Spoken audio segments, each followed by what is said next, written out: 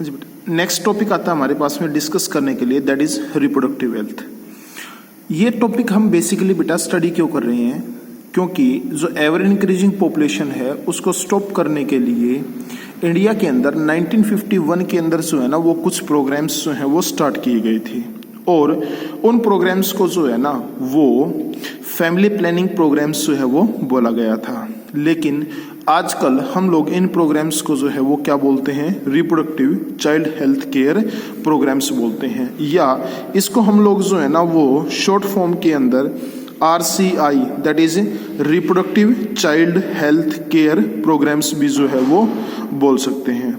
ठीक है, अच्छा जी। नेक्स्ट भाई, तो इसके अंदर हम लोग वेरियस मेथड्स जो हैं वो पढ़ेंगे, जिसके अंदर क्या रहेगा आपके पास में, नेचुरल मेथड रहेगा, आपके पास में बैरियर मेथड रहेगा। ठीक है, तो वेरियस मेथड्स रहेंगे कि हम लोग किस तरह से जो है वो पॉपुलेशन को कंट्रोल कर सकते हैं, जिसके अंदर सबसे पहला मेथड है लैक्टेशनल एमनोरोहिया। ये क्या होता है आपके पास में यहाँ पर, तो दैट इज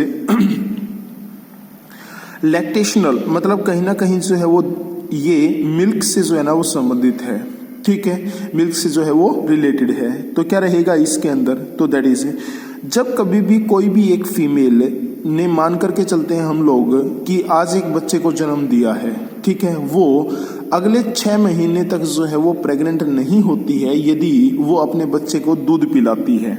ठीक है, तो दैट इज लैक्टेशनल एमनोरोहिया। ठीक है, if a female feed her baby with the milk, ठीक है, due to increase level of progesterone hormone menstrual cycle does not occur till 6 months. ठीक है, अच्छा जी, और she will not get pregnant, तो दैट इज लैक्टेशनल एमनोरोहिया। फिर उसके बाद में बात आती है पीरियोडिक एब्सटिनेंस। पीरियोडिक का मतलब होता है एक स्पेशल टाइम, एब्सटिनेंस का मतलब होता है यहाँ पर that is to get away, means इस दौरान जो है वो मेल और फीमेल को एक दूसरे से जो है वो अलग रहना चाहिए, और वो क्या होता है दैट इज 15, 16 और 17 जो डे होता है, एक तो ये वाले दिन, और उसके बाद में 14th, ठीक है, अच्छा जी, 13th, और यदि हम लोग बात करें, सीधी सादी सी बात होती है यहाँ पर कि 10th से लेकर के जो 17th डे होता है ना बच्चे, ठीक है, तो इस दौरान फर्टिलाइजेशन के जो है ना वो चांसेस मैक्सिमम होते हैं फीमेल के अंदर।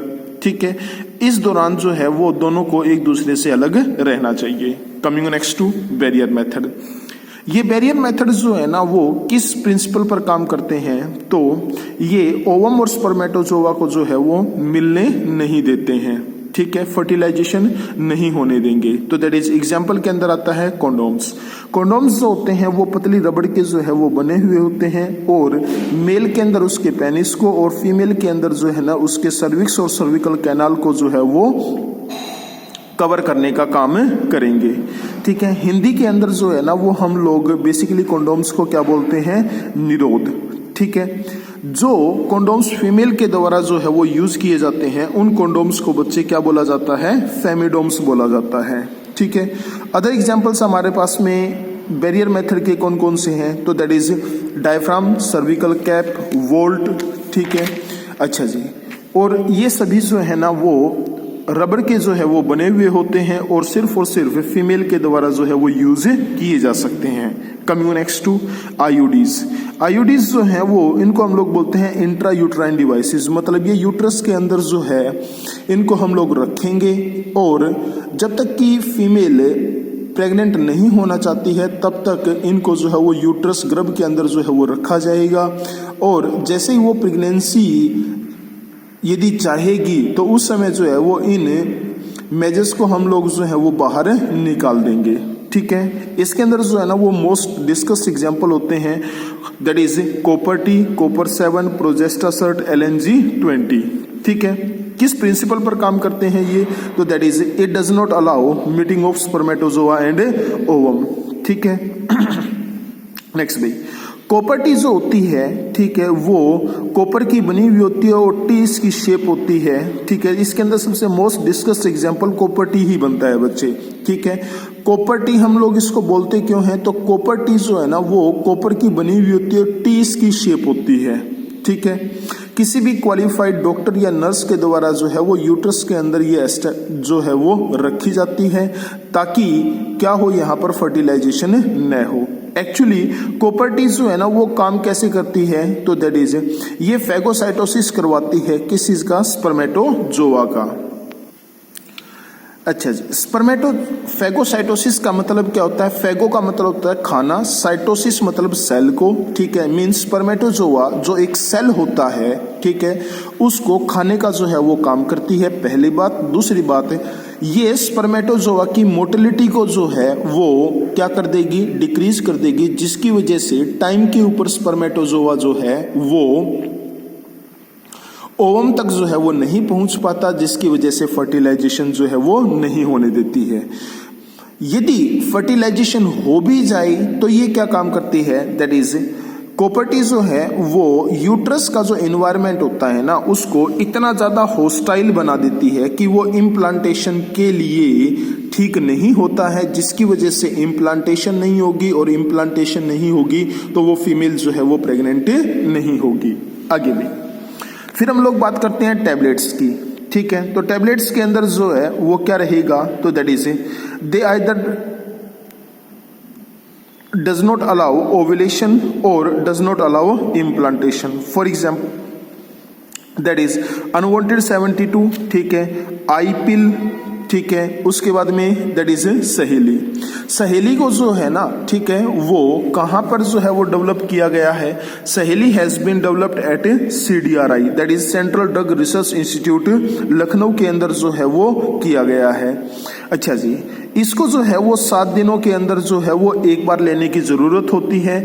अदर जो आई पिल्स होती है ना, ठीक है, उनको हमें जो है वो कॉन्टिन्यूसली जो है वो सिर्फ और सिर्फ जब कभी भी मेंसेस आते हैं उन दिनों को छोड़ करके कॉन्टिन्यूसली जो है वो लेने की जरूरत होती है। हाँ जी, कमिंग नेक्स्ट टू, तो दैट इज परमानेंट मेथड जो है या फिर सर्जिकल मेथड जिसको हम लोग बोलते हैं, ठीक है। इसके अंदर आता है यहाँ पर वेसोटोमी और ट्यूबेक्टोमी। वेसोटोमी के अंदर जो है ना वो हमने बात की थी मेल रिप्रोडक्टिव सिस्टम के अंदर वास डेफरेंस की, तो वास डेफरेंस को काट करके टाई अप कर दिया जाता है दोनों साइड से, ठीक है, तो दैट इज वेसोटोमी, जिसके कारण स्पर्मेटोजोआ जो है वो बाहर नहीं निकलेंगे तो प्रेगनेंसी नहीं होगी। ट्यूबेक्टोमी, ट्यूबेक्टोमी जो है वो क्या होता है, दैट इज फेलोपियन ट्यूब को जो है हम दोनों साइड से जो है वो काट करके, ठीक है, क्या काम करेंगे, टाई अप कर देंगे, ठीक, जिसकी वजह से ओवम जो है वो बाहर निकल करके नहीं आ सकता और फर्टिलाइजेशन जो है वो नहीं होगी। उसके बाद हम लोग जो है वो बात करते हैं यहाँ पर STD, VD या RTI। ये क्या है, STD का मतलब होता है सेक्सुअली ट्रांसमिटेड डिजीज, VD का मतलब होता है वनरेबल डिजीज, और RTI का होता है रिप्रोडक्टिव ट्रैक्ट इन्फेक्शंस, ठीक है। ये इन्फेक्शन है बच्चे, INFECTION। आगे अब हम लोग पॉजिटिव एजेंट देखते हैं कि वेरियस जो डिजीज होती हैं जो सेक्सुअली ट्रांसमिटेड होती है, ठीक है। अच्छा जी, उनके पॉजिटिव एजेंट कौन कौन से होते हैं। फॉर एग्जांपल एड्स का जो है वो पॉजिटिव एजेंट क्या है, HIV, सिफिलिस का होता है ट्रिपोनिमा पैलेडियम, और गोनोरिया का होता है निसीरिया गोनोरिया, ठीक है। हाँ जी, तो ये वाले जो है ना वो पॉजिटिव एजेंट आपको अच्छी तरीके से जो है वो याद होने चाहिए, ठीक है। नेक्स्ट टॉपिक हम लोग जो है वो स्टार्ट करेंगे बेटे, that is sexual reproduction in flowering plant.